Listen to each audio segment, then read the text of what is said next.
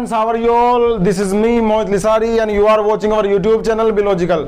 दोस्तों, आज हम इस वीडियो में पढ़ेंगे एक सेक्शन के बारे में, that is section 294 of IPC. धारा 294 आईपीसी की क्या कहती है? इसका टाइटल है ओब्सीन एक्ट और सॉन्ग्स के बारे में। ओब्सीन एक्ट क्या होते हैं, ओब्सीन सॉन्ग्स क्या होते हैं, उनके बारे में। अब देखिए इसकी शुरुआत कैसे होती है कि हुएवर, कोई भी पर्सन, ठीक है, अब चाहे मैन है चाहे वुमेन है, कोई भी है, टू अनोयंस ऑफ अदर, किसी को अनॉयड करने के लिए, ठीक है। अब इसे बड़ा ही मतलब ध्यान से देखते चलना है। Whoever to annoyance of other does any obscene act in public place, ठीक है। सेकंड इसका पॉइंट क्या कहता है? Sing, recites, utter a song, ballad or word in a public place or near a public place shall be punished with an imprisonment of either description, जो कि 3 महीने तक एक्सटेंड की जा सकती है, फाइन भी इंपोज किया जा सकता है, एंड ये दोनों चीजें भी लगाई जा सकती हैं, जितने भी ग्रेविटी होगी केस की उसके हिसाब से। अब हमें यहाँ ये देखना है कि जो वर्ड है अनोयंस ऑफ अदर, वो क्या कहता है। अनोयंस ऑफ अदर सीधा मेंटल कंडीशन से रिलेट करता है कि मेंटली आपने उसको हार्म किया हो, मेंटली अनॉय किया हो किसी को, तब वो इस श्रेणी में केस बन जाएगा, तब कहला जाएगा to the annoyance of others.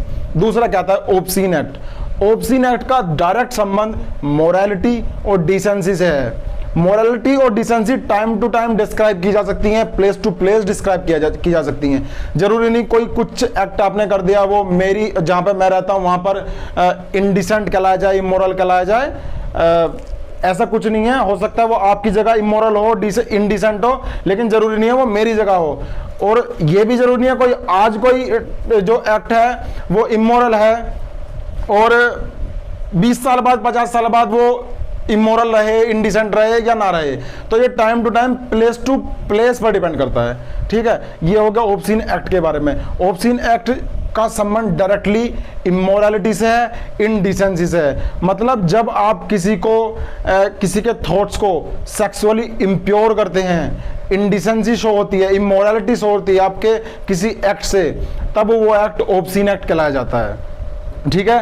And इसका नेक्स्ट पॉइंट क्या कहता है? नेक्स्ट पॉइंट है इसका पब्लिक प्लेस। पब्लिक प्लेस, मतलब पब्लिक प्लेस को किसे पब्लिक प्लेस कहेंगे? हमारे पास धारा 159 है, धारा 159 आईपीसी की 159।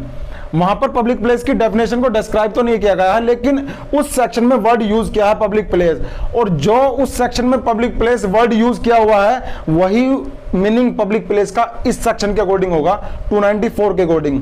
तो पब्लिक प्लेस वो जगह है चाहे वहां पर किसी को जाने का राइट है या नहीं है, पब्लिक प्लेस की श्रेणी में आएगा।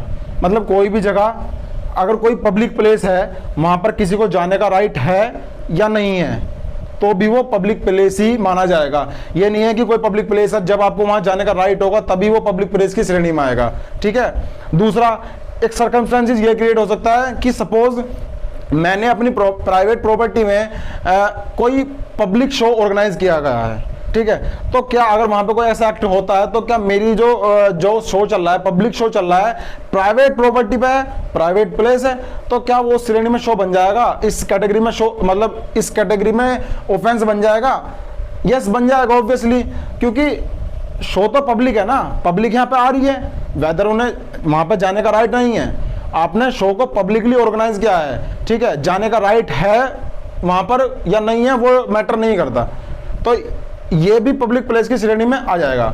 इसका नेक्स्ट पॉइंट क्या कहता है? सॉन्ग्स के बारे में, बैलाड्स के बारे में, वर्ड्स के बारे में, ठीक है। आप चाहे गाते हैं, गुनगुनाते हैं, मरमराते हैं, कुछ भी करते हैं, अगर आप ऐसा कुछ करते हैं जो ओब्सीन है, ओब्सीन की डेफिनेशन आपको मैं पहले क्लियर करा चुका हूं कि ओब्सीनिटी में आएगा क्या एक्चुअली में, ठीक है। जो कुछ भी अगर ओब्सीन है, आप देखो ओब्सीन एक्ट जो है वो पब्लिक प्लेस पे किया जाता है, जहां एक्ट है जो इसका पहला पार्ट था ओब्सीन एक्ट का, वो पब्लिक प्लेस पे किया जाता है। लेकिन ये सॉन्ग्स वगैरह जो हैं, वर्ड्स हैं, जो बैलाड्स हैं, इनको गुनगुनाने का, इनको मरमराने का काम जो है पब्लिक प्लेस या फिर नियर बाय पब्लिक प्लेस, यहाँ दोनों चीजें अलग अलग हैं, इन पर ध्यान रखना है। तो अगर आप कोई ये सॉन्ग्स, वर्ड्स, बैलाड्स को अटर करते हैं, सिंग मतलब गाते हैं या गुनगुनाते हैं किसी पब्लिक प्लेस पर या पब्लिक प्लेस के पास में, तो भी आप पर ऑफेंस बन जाएगा। अब इस कैटेगरी में ऑफेंस बनाने के लिए जरूरी क्या है?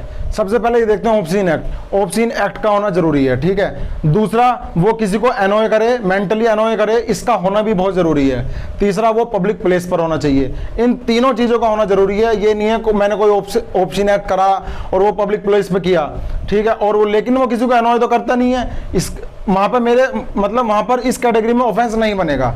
सेम चीज सॉन्ग्स के साथ में, वर्ड्स के साथ में है कि आप कोई भी ऐसा सॉन्ग गाते हैं, कोई वर्ड्स गुनगुनाते हैं, अटर करते हैं किसी पब्लिक प्लेस पर या पब्लिक प्लेस के पास में, और वो किसी को एनोय करता है, ये तीनों इंग्रेडिएंट का होना जरूरी है। किसी भी एक की प्रोबेबिलिटी की कमी होने पर इस कैटेगरी के अंदर ऑफेंस नहीं बनेगा, ये बिल्कुल क्लियर बात है, ठीक है। इसकी जो पनिशमेंट है वो मैक्सिमम पनिशमेंट 3 महीने है, मतलब 3 महीने तक एक्सटेंड की जा सकती है इम्प्रिजनमेंट, और साथ में फाइन भी लगाया जा सकता है, और केस की ग्रेविटी को देखते हुए दोनों चीजें भी इंपोज की जा सकती है।